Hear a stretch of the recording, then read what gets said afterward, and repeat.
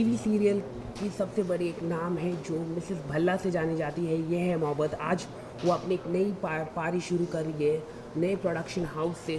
उनसे ही जानने की कोशिश करें क्या है अलग। मैम, किस तरह का प्रोडक्शन हाउस होगा आपका, ये जानना चाहिए। देखिए, मेरा प्रोडक्शन हाउस जो है उसके बहुत सारे गराज़ व मकासद हैं, बहुत सारे एम्स हैं, ऑब्जेक्टिव्स हैं।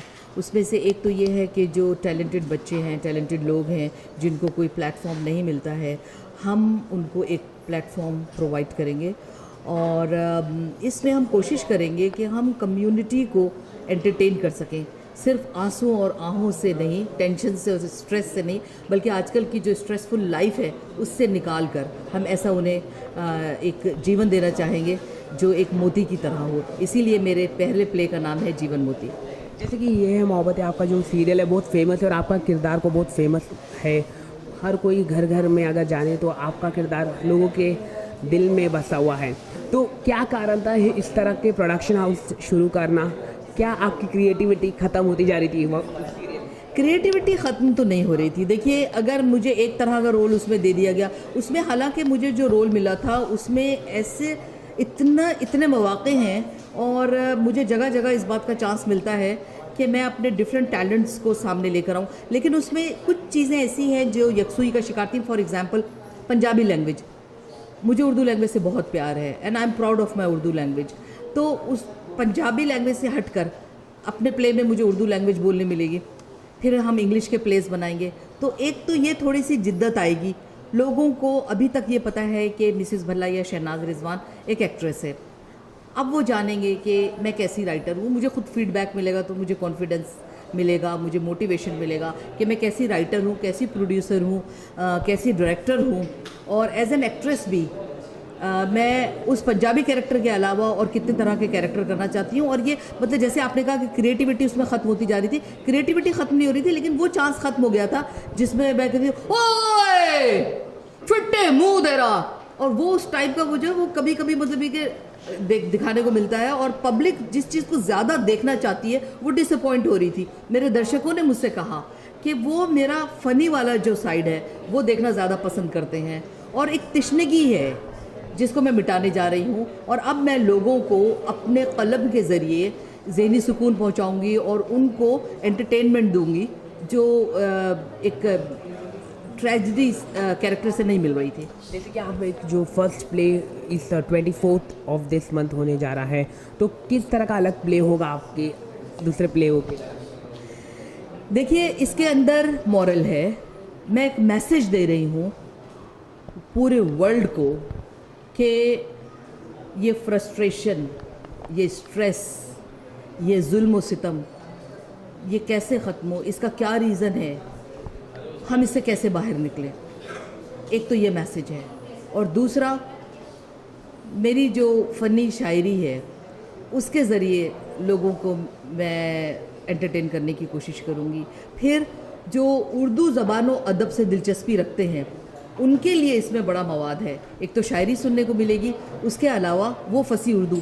फॉर एग्ज़ाम्पल, मुझे लोग कहते थे कि ज़िंदगी चैनल हमें बहुत पसंद था, और हालांकि उसकी पूरी लैंग्वेज हमें समझ में नहीं आती थी, बड़ी एडवांस लैंग्वेज भी होती थी, उर्दू हमारे इतने समझ में नहीं आती, उसके बावजूद हम एंजॉय करते थे। और ये फैक्ट है कि देखिए, ऐसे गाने, ऐसी गज़लें जो लोगों को पूरी समझ में नहीं आती, लेकिन उसके बावजूद वो उसको गुनगुनाते हैं, उसे सुनना पसंद करते हैं। इसी तरीके से लोगों को मेरे इस प्ले में ऐसी लैंग्वेज सुनने को मिलेगी जिससे उनके अदबी ज़ौक़ को तस्कीन पहुँचेगी। तो जैसे कि आप नए और एक नई बात आ रही कि आप एक्टिंग स्कूल शुरू कर रहे हैं, तो ये एक्टिंग स्कूल में क्या अलग होगा दूसरे स्कूलों की तरह? देखिए, सबसे पहली बात तो ये कि इसमें मैं खुद खड़े होकर एक्टिंग सिखाऊंगी। मैं हूँ और मेरे शौहर हैं रिजवान सिद्दीकी, जो बहुत अच्छे राइटर, बहुत अच्छे एक्टर हैं। और आपको एक दिलचस्प बात बताऊं कि ज़िंदगी में हम दोनों की जो पहली मुलाकात हुई थी वो ऐसे हुई थी कि वो मुझे अपने लिखे हुए एक प्ले में कास्ट करने आए थे।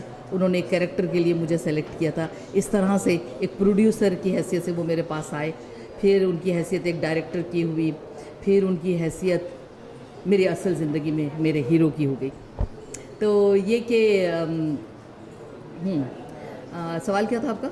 जैसे कि एक्टिंग स्कूल हाँ हाँ, तो उस एक्टिंग स्कूल में जो एक बात तो ये कि मुझे अपने हस्बैंड के टैलेंट्स पर भी बहुत कॉन्फिडेंस है और वाकई वो बहुत अच्छे एक्टर हैं, लेकिन वो ये कहते हैं कि एक्टिंग आना और सिखाना दो अलग बातें होती हैं। तुम मुझसे ज़्यादा अच्छा सिखा सकती हो क्योंकि ज़िंदगी भर तुम्हारा प्रोफेशन टीचिंग रहा, तो वो भी मेरे साथ होंगे, जाहिर है शाना बशाना हम चल रहे होंगे।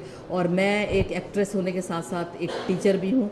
40 साल से ज़्यादा का अरसा हो गया है मुझे पढ़ाते पढ़ाते, तो जिसमें मैंने एक्टिंग भी सिखाई और उर्दू एंड इंग्लिश लैंग्वेज की भी मैं टीचर रही, इंग्लिश मैथ्स एंड साइंस भी पढ़ाती रही। लेकिन मुझे बहुत दिलचस्पी है कि वाकई मतलब ये जो मुझ में हुनर है वो मैं पास ऑन करूं और मैं ख़ुद खड़े होकर उसके अंदर एक्टिंग सिखाऊंगी। और ऐसे लोग जो कि एक्सपेंसिव एक्टिंग स्कूल्स अफोर्ड नहीं कर सकते उन्हें चांस दूंगी। फिर ऐसे लोग जो कि कोर्स कर लेते हैं फिर उसके बाद उन्हें एक्सपोजर नहीं मिलता, उनको एक प्लेटफॉर्म दूंगी मैं। जैसे कि हर कोई आज, जैसे कि आप टीवी सीरियल के सबसे बड़े ब्रांड आप जाने जाते हैं, नाम बहुत बड़ा है, आप फिल्म भी कर सकते थे, बड़ी फिल्में कर सकते थे, हर कोई फिल्म कर, लेकिन थिएटर में शिफ्ट होना क्या कारण है? मतलब हर कोई थिएटर नहीं करना चाहता। अगर आप हर कोई देखिए टीवी सीरियल करना चाहता है, फिल्म करना चाहता है, वेब सीरीज़, हाँ, लेकिन आप थिएटर में शिफ्ट करना क्या कारण? देखिए, मुझे दुश्वार गुजार राहों से गुज़रना, मुश्किल काम करना, इनफरादी तौर पर कुछ करना, कुछ मुनफरिद करना, कुछ हट के करना अदर देन द नॉर्मल, ये चीज़ें करने का एक कुछ एडवेंचरस बनना मुझे पसंद है। थिएटर एक ऐसा जॉनरा है जो हर एक के बस का नहीं होता। जैसा कि हमारी पवित्रा ने कहा कि बहुत मुश्किल है थिएटर करना, जबकि टीवी में काम कर लेना है, फिल्म में, टीवी सीरियल पे काम करना, उससे क्या होता है कि आप कट कर दिया, आपने टेक किया, आपने रीटेक किया, चल जाता है, ऑडियंस को पता नहीं लगता। लेकिन थिएटर पे आप जो कुछ कर रहे होते हैं वो इतना चैलेंजिंग होता है। आप अच्छा करते हैं तो उसका भी फीडबैक उसी वक्त आपके सामने आ जाता है, अगर आप बुरा कर रहे होते हैं तो वो भी उसी वक्त आपके सामने आ जाता है, फौरी तौर पर रिस्पॉन्स मिलता है। तो इसलिए लोग घबराते हैं कि ऐसा ना हो कि कभी कोई जूता भी फेंक के मार दे, और ऐसा भी होता है। तो इसलिए एक तो ये लोग इस चीज़ से घबराते हैं, दूसरा एक ऑडियंस कॉन्शियसनेस होता है।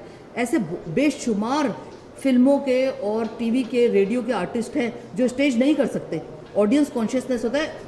स्टेज करना या थिएटर पे काम करना छोड़िए, अगर उनको चंद लोगों के सामने एक तकरीर करनी पड़ जाए या चंद अल्फाज कहने मिल जाए तो वो नहीं कह सकते। इस पर मुझे एक लतीफ़ा याद आ रहा है कि मुल्ला नसरुद्दीन थे, वो बहुत बड़ हका करते थे अपनी, तो लोगों ने कहा कि आज हम इनकी शेखियाँ निकालते हैं कि ये ऑडियंस कॉन्शियसनेस में हैं, ये बोल नहीं सकते। तो मस्जिद में सब जमा हुए और मेंबर पे उनको खड़ा कर दिया कि कुछ बोलो। तो वो आए बड़े कॉन्फिडेंस से, उनमें कॉन्फिडेंस नहीं था लेकिन वो ये शो ये करते थे कि वो बहुत कॉन्फिडेंट है। तो वो आए और उन्होंने कहा, आप लोगों को मालूम है कि मैं आज यहाँ पर क्या कहने वाला हूँ? तो सब लोगों ने कहा, जी नहीं, हमें तो नहीं पता। तो उन्होंने कहा, जब आपको पता ही नहीं तो मैं आपसे क्या बात करूँ। नीचे उतर आए वो। उन्होंने दूसरी दफ़ा घेरा, अगले जुमे को फिर जाकर उनको मेंबर पे खड़ा किया। तो वो आए, कहने लगे, आप लोगों को पता है कि मैं आज आप लोगों से क्या बात करने वाला हूँ? तो सबने कहा कि जी हाँ, हमें पता है। तो उन्होंने कहा, जब आपको पता है तो मैं क्या बताऊँ? नीचे उतर गए वो।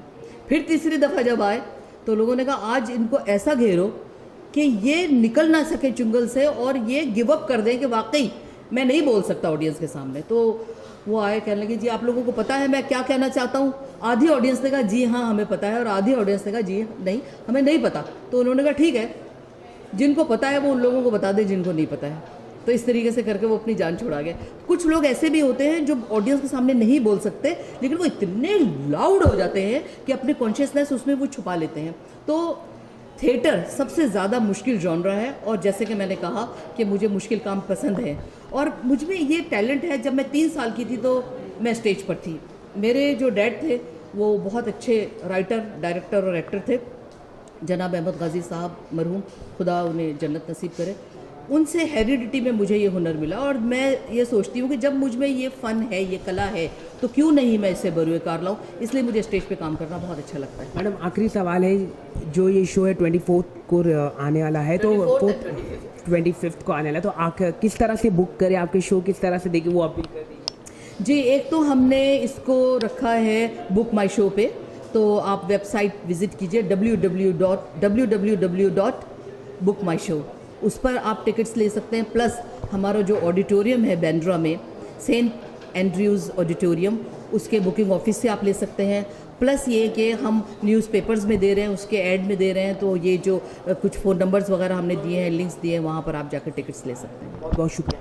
Thank you very much. मैं अपने तमाम दर्शकों से ये रिक्वेस्ट करूँगी कि आप आइए, मेरी हौसला अफजाई कीजिए, और जैसा आज तक आप लोगों ने मुझे प्यार दिया, मुझे कॉन्फिडेंस दिया, मैं अपने परिवार से 4 साल से दूर थी यहाँ पर, लेकिन आपने बहुत मोहब्बतें दी और मुझे यहाँ पर टिका के रखा अब तक।